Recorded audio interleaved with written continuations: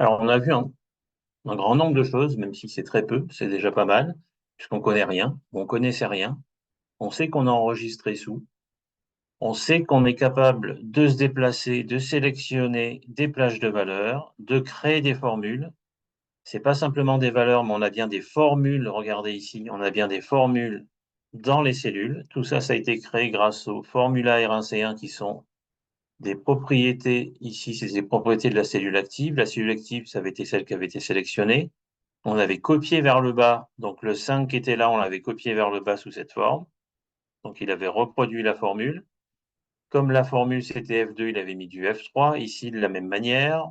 Là, on avait fait attention, puisque comme on copiait vers le bas une cellule qui devait rester fixe en termes de ligne, on avait bloqué la ligne, on avait vu à quoi ça correspondait aussi ici. C'est pour ça qu'on avait deux fois euh, la saisie de R1, C-5 ici, mais avec le petit 3 qui nous mettait le dollar. Et tout ça, en fait, on ne le savait pas, parce que vous avez vu que je ne connaissais rien non plus. On l'avait fait en enregistré sous. Et on avait recopié, et on avait après modifié complètement le format ici. Et on avait discuté ensemble pour conclure de ce qui avait été fait.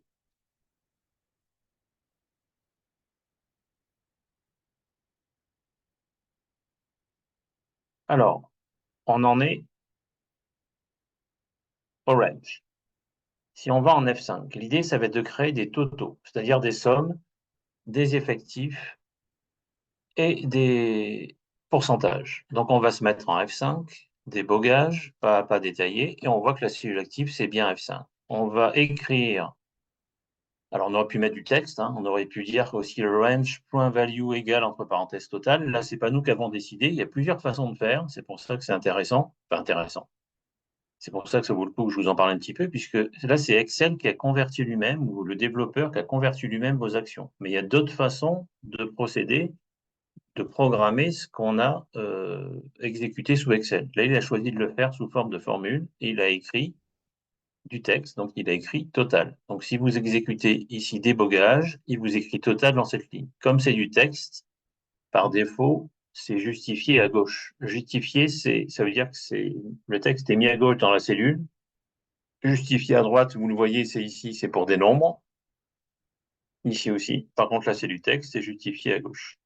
Là, c'est au préalable, c'est moi qui avais décidé de centrer, vous le voyez ici, à la fois en ligne et en horizontal et en vertical. Donc là, on est sur cette ligne. Maintenant, on va taper la formule pour aller sur la somme. Donc là, j'exécute le débogage pas à pas détaillé, je vais aller en G5. Et là, je vais faire la somme de G2 et G3. Donc là, c'est fait ici. On va taper la formule, on va aller sur la même colonne, donc il n'y a pas le C, hein, vous voyez que le C ne bouge pas, mais on va sur la même colonne 3 avant. Donc comme on est ici, 3 avant, ça fait 1, 2, 3, on va être en G2.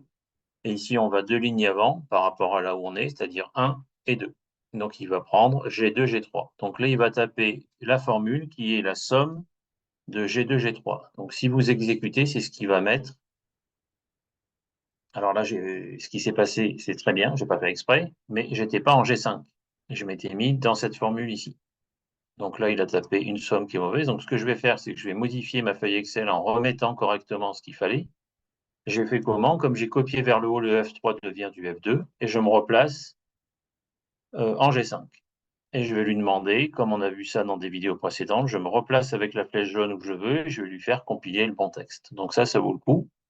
Donc, pas à pas détaillé, il va taper la somme de G2, G3. Alors, vous allez me dire, là, il ne tape pas la somme, comme vous l'avez dit plein de fois, sauf que je vous dis que si, il tape bien la somme de G2, G3, vous le voyez là-haut, somme G2, G3, sauf qu'évidemment, c'est une fonction Excel, et comme on a demandé le calcul automatique, ou en tout cas, j'ai laissé par défaut, il l'a calculé, et on a la valeur 10 qui apparaît. On va faire pareil pour les pourcentages, donc on va se mettre, euh, on aurait pu se mettre en H5, ici, et puis faire la somme. Là, je n'ai pas choisi de faire ça, parce qu'on l'avait fait ensemble dans l'enregistré sous. J'étais en G5 et j'avais copié vers la droite la formule. Donc, il va faire un autofill, on l'a déjà vu ensemble. Donc, même si on ne sait pas que c'était autofill, on l'a découvert, hein, on l'a vu ici. Et on l'a vu ailleurs, je ne sais plus où c'était, on l'a vu ici. Donc, maintenant, on sait que quand il fait ça, c'est qu'il va automatiquement remplir. Il va remplir en prenant le format, la valeur, la fonction, si c'est le cas, de votre première cellule de votre range, de votre plage de cellules, et il va aller jusque là où vous voulez. Ici, on avait fait G2, G3, donc on s'était déplacé de G2 à G3, vous voyez ici. Et là, il va faire autre chose, il va faire G5, H5, donc il va remplir de manière horizontale. Il va bien prendre ça et le copier ici. Donc il va transformer la somme G2, G3 en la somme H2, H3, si tout va bien. Donc je compile.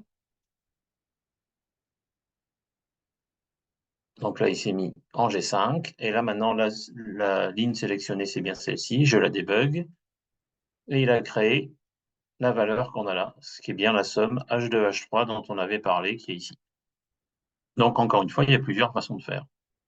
Là, comme je suis dans Excel et que j'ai rentré une fonction, il faut que je fasse échappe, donc la touche échappe ou escape, pour pouvoir revenir dans mon code. Donc là, j'avais dû sélectionner pour vous montrer les deux valeurs pour vous dire que c'était des totaux, donc des sommes des effectifs et des sommes des pourcentages.